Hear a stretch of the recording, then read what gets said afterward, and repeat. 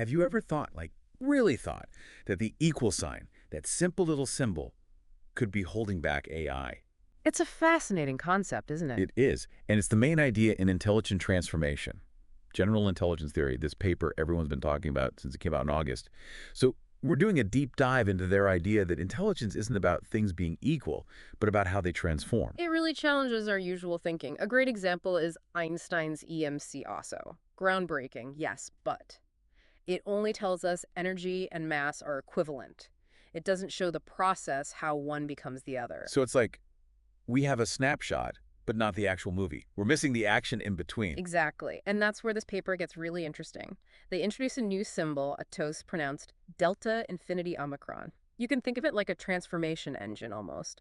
The O, the triangle, that's your finite steps, like in an algorithm. Then you've got whoa, infinity, representing that limitless potential for change.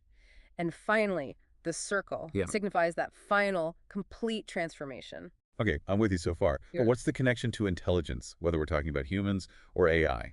Their argument is that if we can truly grasp this Asia relationship, how one thing becomes another, that's the key to unlocking a deeper level of intelligence. Okay. They even call it a general language model, which is interesting because they're saying it goes beyond even math. It's about understanding change itself, not just calculating it. So it's not just saying A equals B, but understanding the whole journey of how A becomes B. Precisely. Imagine like a triangle smoothly morphing into a circle with infinite shapes appearing in between. That's a ways in action. And the paper suggests this constant transformation is closer to how intelligence itself works, you know? Our thoughts, our actions, they're all part of this dynamic flow. So that's a pretty mind-bending idea. But let's bring it down to earth for a second.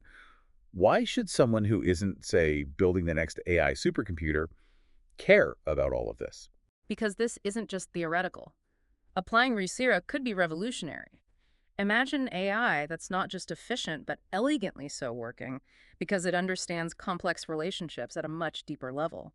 Even fields like economics, often stuck with those static models, Yoshisa could completely change the game. So we could potentially see everything from AI to, like, our economic models become more sophisticated, more in tune with how things actually work in the real world. Exactly.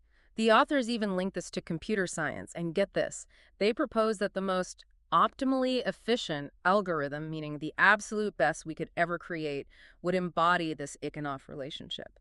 It'd be working instantaneously across infinite dimensions with zero wasted time or resources. Zero time, infinite dimensions. Yeah. Hey, we're talking about sci-fi here. But okay, to bring us back down to earth for a minute, the paper does give us some concrete examples of how this issue actually works in practice, right?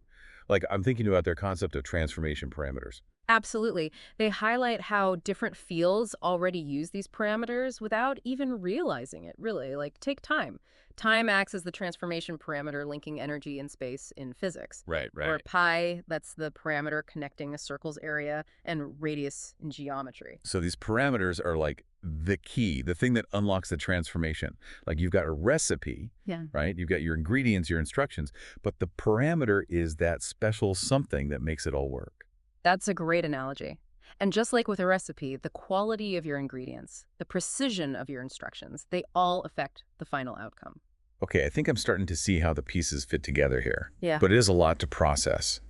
Isn't there a risk of oversimplifying things when we try to view everything through this alias lens? You're right to point that out. The authors acknowledge that this is just a starting point. It's not like we've got a magic formula here.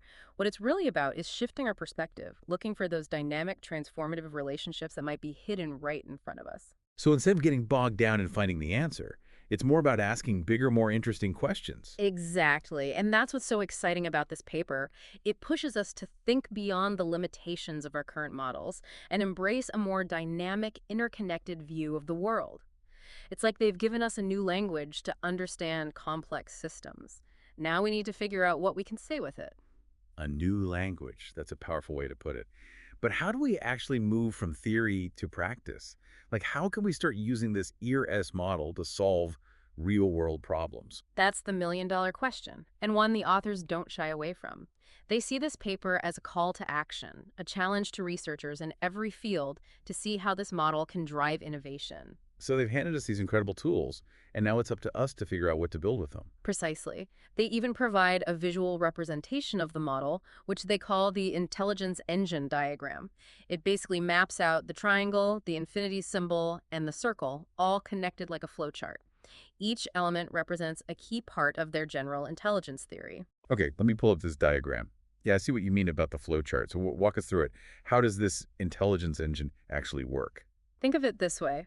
The triangle, representing complexity, is like the number of steps in an algorithm.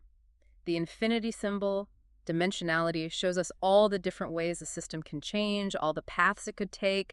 And the circle, spatiality, represents that final outcome, the destination of those transformations. So, to use an analogy, if the triangle is our starting point and the circle is our destination, then the infinity symbol represents all the possible routes we could take to get there. Exactly. And this is where those transformation parameters come back into play. They're like the map that guides us through that infinite landscape of possibilities, helping us navigate towards that most elegant and efficient outcome. So these parameters are like what the control knobs for how smoothly our transformation engine You operates. could say that, yeah.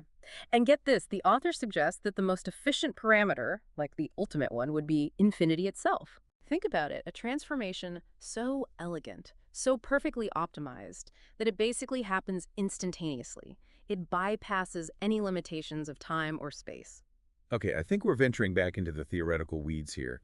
But while we're exploring these mind-bending ideas, I have to ask the authors, connect this whole use thing to some pretty big concepts, right? I mean, they're talking about black holes, the evolution of consciousness, all that. Hmm. Isn't that a bit of a stretch? It's definitely a bold claim, but well, you know how it is. Groundbreaking ideas often come from challenging those assumptions we have. The authors aren't saying they have all the answers, right? What they're doing is like they're giving us a new lens to view these complex things through. Maybe, and this is a big maybe, this views relationship, it could be a fundamental principle of the universe. That is a pretty profound thought. It's like this little symbol might hold the key to unlocking some of the biggest mysteries out there. Right. And, whether their theory turns out to be completely right or not, even just asking these questions, exploring these possibilities, that's valuable in itself, makes us think differently, consider perspectives we might never have even thought about before. It's like that saying, what is it? The only way to do great work is to love what you do. Hmm. And these authors, they definitely love to think big.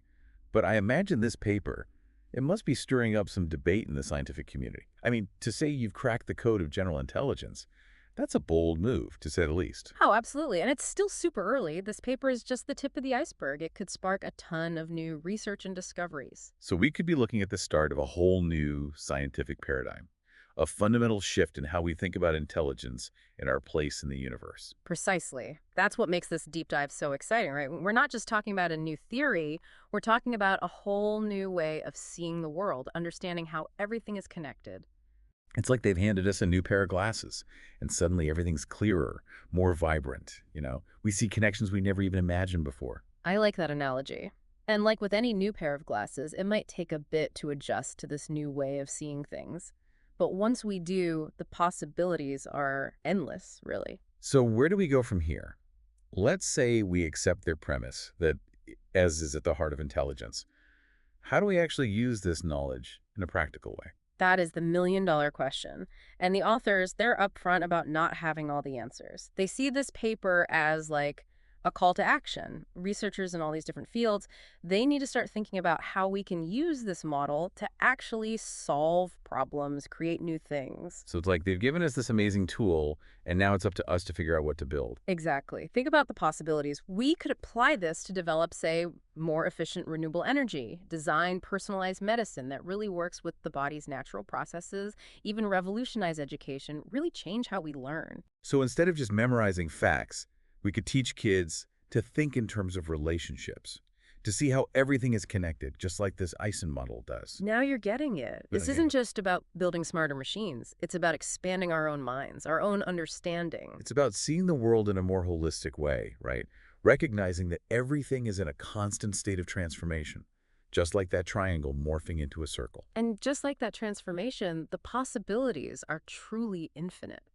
So, wow, we've covered a lot of ground, haven't we? From questioning the humble equal sign to unlocking the secrets of the universe all in one deep dive. I guess what I'm taking away from this whole East model is it's really about understanding change, right? Embracing the fact that everything is dynamic. That's a great way to put it. It's about moving beyond those static definitions, those rigid categories, and really seeing the fluidity, the interconnectedness of everything. It's like instead of just studying a single frame of a film, we're now watching the whole movie, you know? This East lens, it lets us see the entire story unfold. And that story, it's got incredible potential, not just for science, but for how we approach every challenge in our lives. So how do we actually start thinking in terms of fact? Like, how do we take this abstract idea and use it to solve problems, to be more innovative? Well, the authors, they have this really interesting thought experiment. They ask, what if we could actually build an algorithm, an intelligence engine, as they call it, that completely embodies this Hoyer principle? Okay. And this algorithm, it wouldn't just be efficient, it would be like elegantly efficient, working with zero time complexity. Basically, it would be able to instantaneously transform inputs into outputs. So instead of just crunching numbers and following some pre-programmed rules, this intelligence engine would actually understand relationships, transformations, like on a fundamental level, almost like you're teaching a machine to think, not just compute. Exactly. It would be a whole new kind of AI, one that's more like human cognition, fluid and adaptable. Now that's a future I'm definitely excited to see. But in the meantime, what can we do, like in our everyday lives, to start using the search mindset? Start with curiosity. Start paying attention to the transformations happening all around you, big or small. Like, how does a seed actually become a tree? How does a single idea turn into a movement? Remember, everything is in a state of flux, of becoming. It's about looking deeper, asking more questions, and being open to seeing the world in new ways, right? Exactly. And that's really the power of this Erkin concept. It's not just some new theory, it's an invitation to think differently, to imagine a future where, well, the possibilities are endless, really. Well, I don't know about you, but my mind is definitely buzzing with ideas. This deep dive has been quite a journey, hasn't it? We've gone from challenging the equal sign to rethinking the very nature of intelligence. It certainly has been a fascinating exploration. And for everyone listening, we want to hear from you. How has this paper changed how you think about intelligence, about transformation? Head over to our website and share your thoughts, because who knows, maybe your insights will be the spark for the next big breakthrough.